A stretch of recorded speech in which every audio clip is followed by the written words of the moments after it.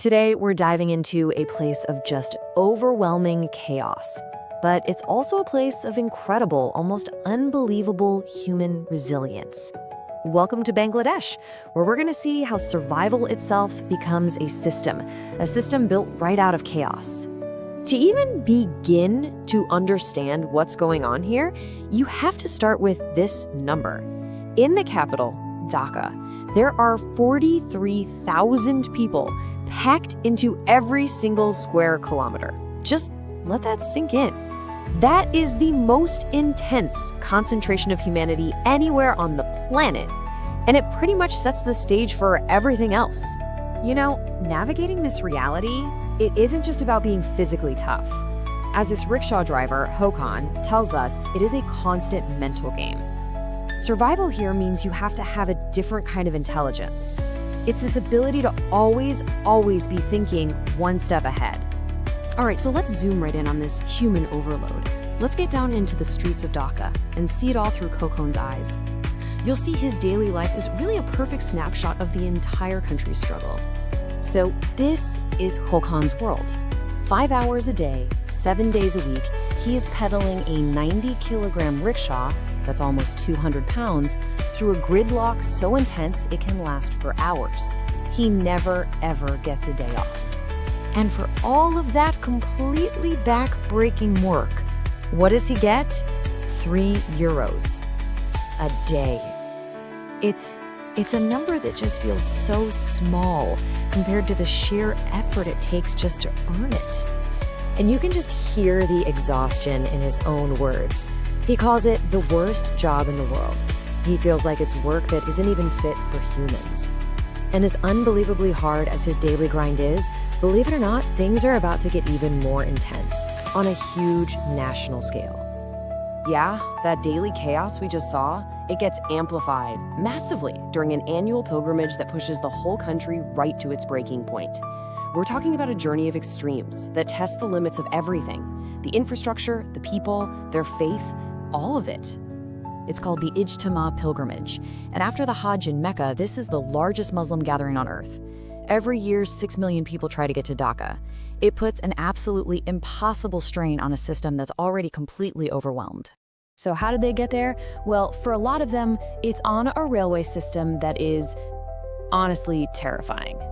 We're talking about these ancient carriages left over from the British colonial era. The drivers, they don't have a speedometer, they don't have an emergency brake, and when the inside is packed solid, people just climb onto the roof, literally risking their lives every time the train goes under a bridge.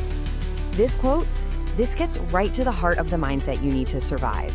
It's from a young kid named Arsham, one of the so-called train kings. Kids who basically mastered this insane way of life. He says you can't let yourself feel the fear. The second you do, you're done for. And see, this extreme level of risk, it isn't just for a pilgrimage. It's a daily economic reality for so many. So now let's look at the real price of survival and the shocking, frankly, incredible ingenuity that's born from pure, raw desperation. We're gonna look at 2 completely different worlds, but they're running on parallel tracks.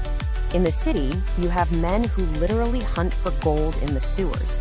And out in the countryside, a fisherman is using a tradition that's almost extinct to pull a living out of polluted waters. Okay, so meet Ghazi. His job is something that's, well, it's almost impossible to imagine. He actually goes down into the sewers underneath the Goldsmith district, and he sifts through the waste, hoping to find these tiny microscopic flecks of gold that got washed down the drain. And yeah, the process is every bit as grim as it sounds. They wade through absolute filth all night long, sift it, and then they use highly toxic mercury to pull the gold out. Then they heat it up, breathing in these poisonous fumes that attack their kidneys and their brains. And they do it with zero protection. And for all that danger, all that grueling work, what's the reward? After an entire night, 3 men will share just 11 euros. The level of desperation you'd have to feel to make that trade-off, it's just immense. All right, let's go from the sewers of the city to the mangrove forests in the countryside. There's another struggle for survival playing out here. We meet Kumar. He uses this ancient fishing technique with trained otters who actually chase the fish right into his nets. It's a tradition that's been around for centuries, but it's dying. And this is the absolutely devastating trap he's in. Years of pollution and overfishing have just wrecked the waters, killing off all the fish. So some days, his catch is so small that he has to take what little money he has, go to the market, and buy fish, just to feed the otters who are supposed to be helping him make money in the first place. He's losing money to keep his business going.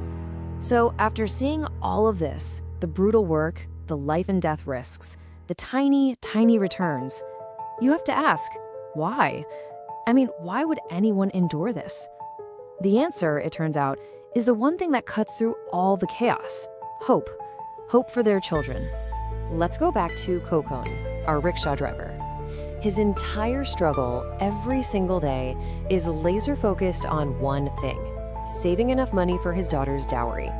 He wants her to marry well to escape the social shame that he feels from his job.